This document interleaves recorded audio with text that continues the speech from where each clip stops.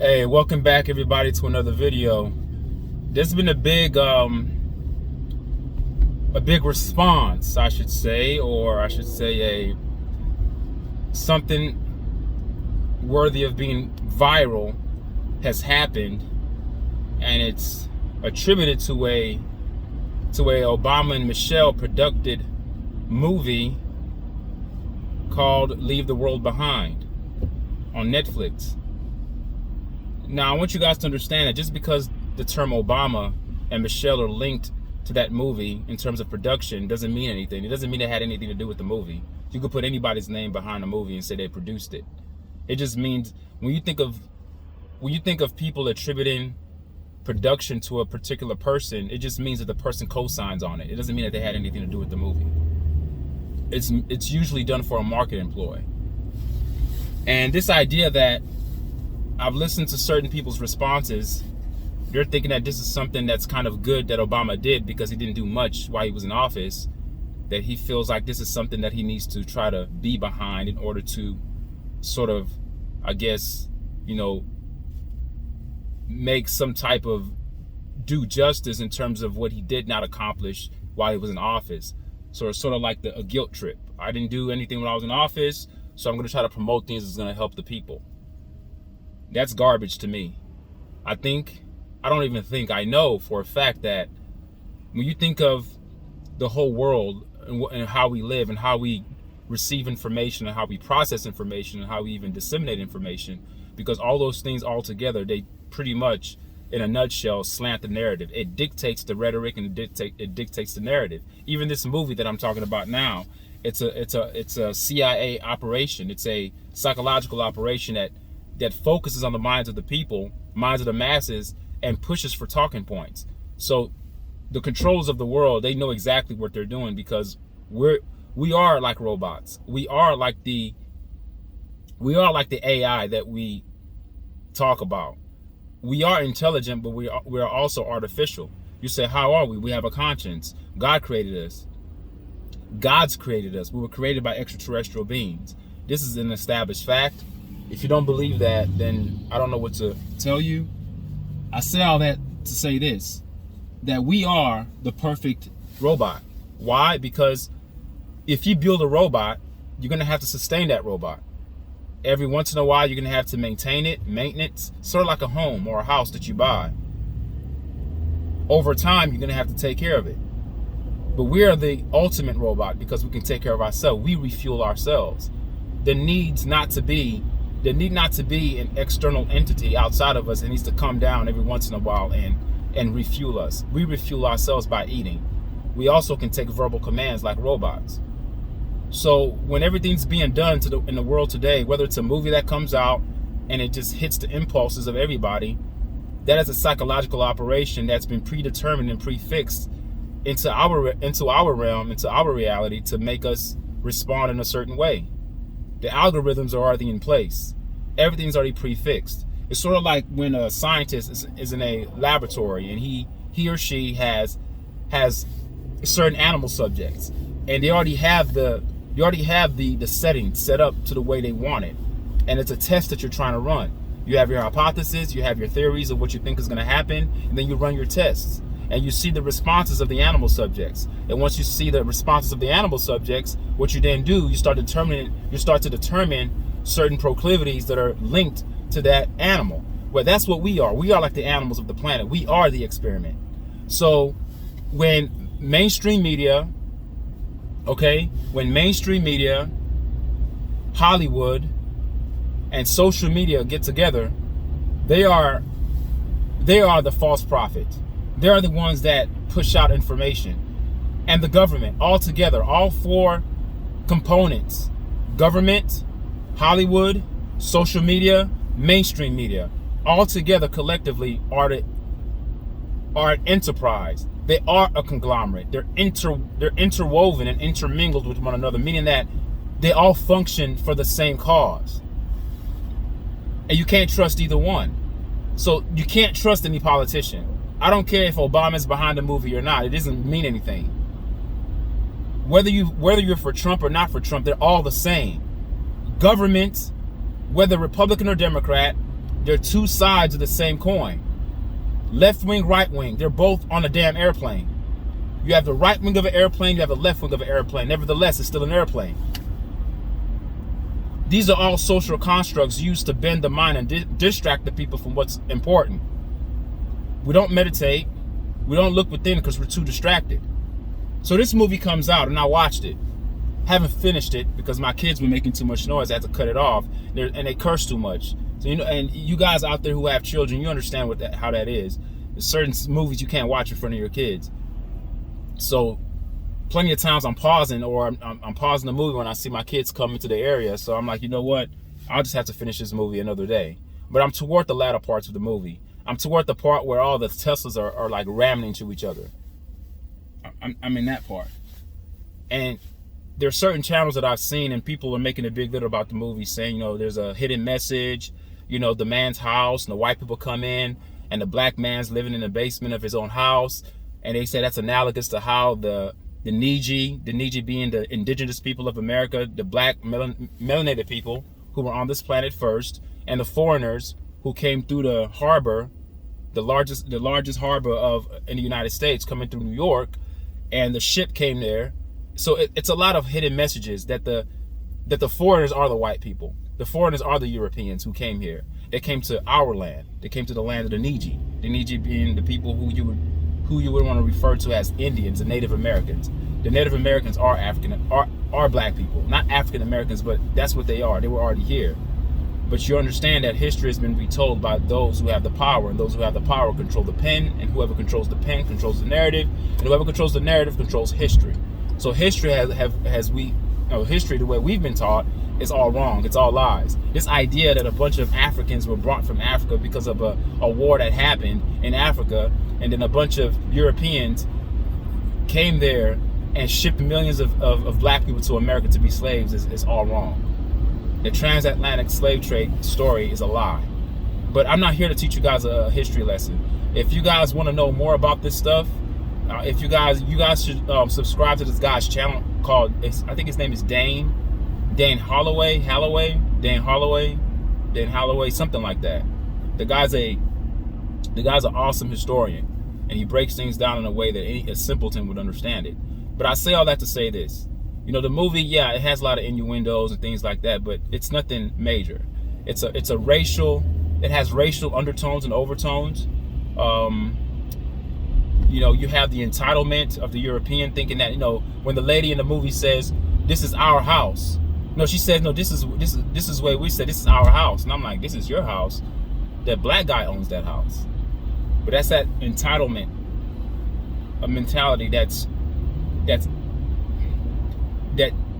in the DNA of the European. They can't help it. You can't get mad at a lion for devouring its prey. A lion is a lion. A European is a European. That sense of entitlement comes, they're not taught that. That's something that they're bred. It's something in their DNA. They come to areas and they divide and conquer because they think that everything belongs to them. And they're trying to fight for something that doesn't necessarily belong to them. Because to even invoke the term white supremacy would imply that you're not supreme, because people who are naturally supreme don't need to profess it from the rooftops. If you are supreme, you don't need to say it. Supremacy, nature dictates to those who are supreme. The sun, melanin, melatonin, physicality, speed, strength, the sedimentary layers of the planet, meaning the soil, matches up with our melanated skin. Our hair is coarse like the trees. We are more aligned with nature. Nature tells you who's supreme.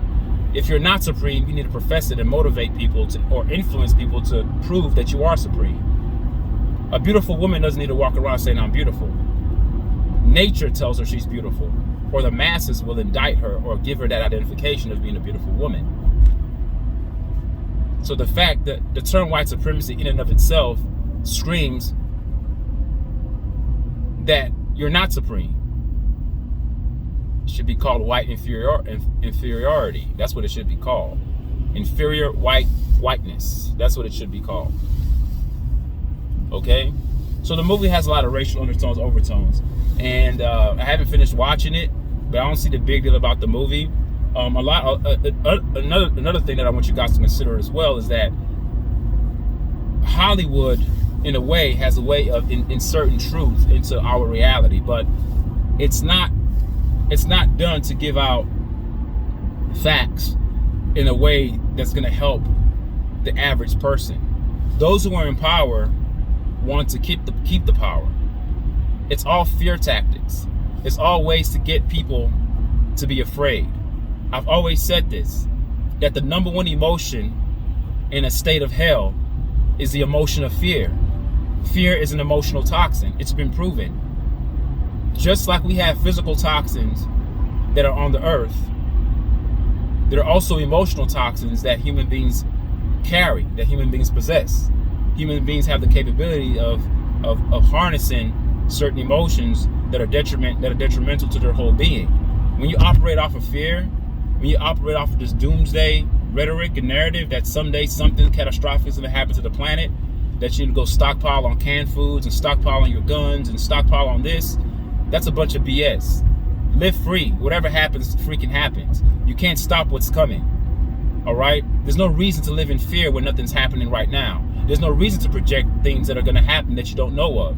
So what Hollywood is good at doing is projecting what they think the future is going to be like. Now, some of those projections are accurate. Some of the movies that have been made in the past that have predicted how the future is going to be is how it is right now.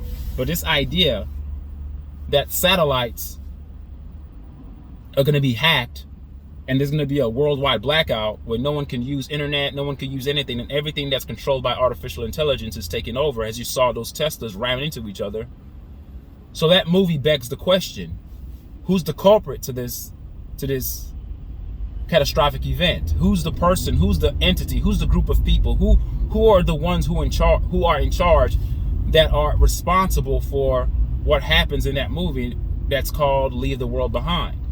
Well, the movie does an excellent job of leaving it up to the viewer. It doesn't tell you who's responsible.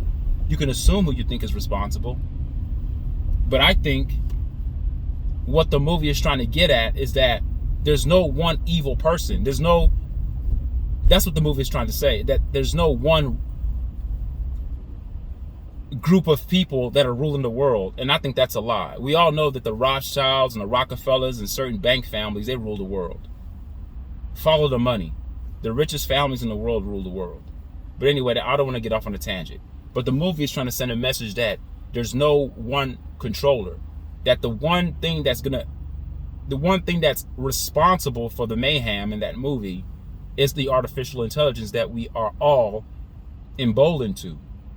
We're all connected with artificial intelligence. As a matter of fact, everything that we do is linked with artificial intelligence. Anytime we speak to our smartphones, and whether we're talking to Siri or whether we're talking to Google, it gives off a response. It collects data and sets up a perfect algorithm that matches up with our tendencies. And therefore, we become attached to our smartphones or smart devices, making us become one. We are already half humanoid, half cyborg. We're becoming AI. So what the movie to me is trying to tell me is that it's not going to be an individual or a group of teenagers that are hacking the system. It could be an extraterrestrial power outside this planet that's tampering with our satellite systems. And you have to ask the question, who's giving us those type of technologies? You think human beings came up with that? Human beings aren't capable of coming up with those technologies. Many of the technologies we have are handed down by ancient aliens. They're handed down to us due to certain things that human beings are doing on the planet, whether they're sacrificing other humans, exchanging organs, allowing these extraterrestrials to do experiments on human beings in exchange for technological advancements that these aliens give us. When you look at the constructions of the pyramids, those things were done with tech that we do not have today. So this idea that human beings all of a sudden just got smarter over the centuries is nonsense. We're capable of doing certain things, but we're not that intelligent. We're not that intelligent as we think we are. Most of our technologies are handed down from an extraterrestrial source. You don't have to believe me, do your own research.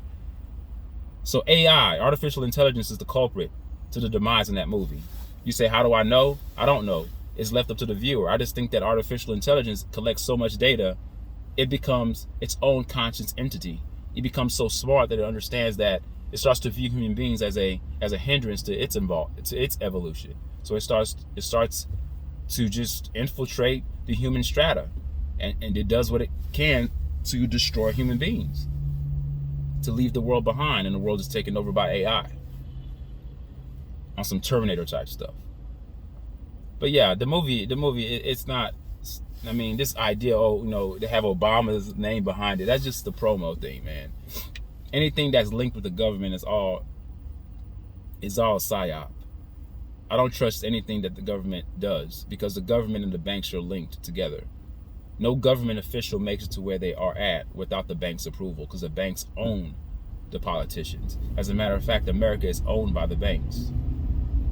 Even you who think you own your house because you're paying your mortgage, the bank owns your home. Because immediately you can't pay your mortgage, what happens? The bank, they come and take it. So that America is owned. America is owned. So don't put any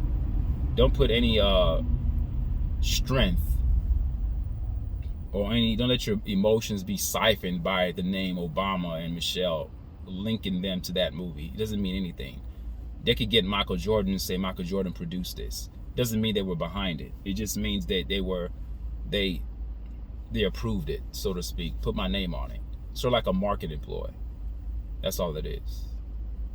And there's another movie on Netflix, I don't know if you guys have heard of it. It's called They Cloned Tyrone or something like that. I think it had Jamie Foxx on there. It's a funny movie. It's actually a good movie. And that's another movie that talks about the possibilities of cloning. And cloning is not something that's far-fetched. It's happening now. If animals could be cloned, you better believe that human beings could be cloned. There's a lot of things out here that we're not aware of. But I just want to let you know that media has a way of interjecting certain truths intermittently. They're not going to give you everything at once. They just give you a bunch of possibilities to have you riddled with fear. Because the idea is to have you afraid. And many extraterrestrials that are interdimensional beings, they feed off of our emotional fear. They eat. That's the way they get their energy. They don't eat food like us. We tend to eat dead things to refuel our bodies.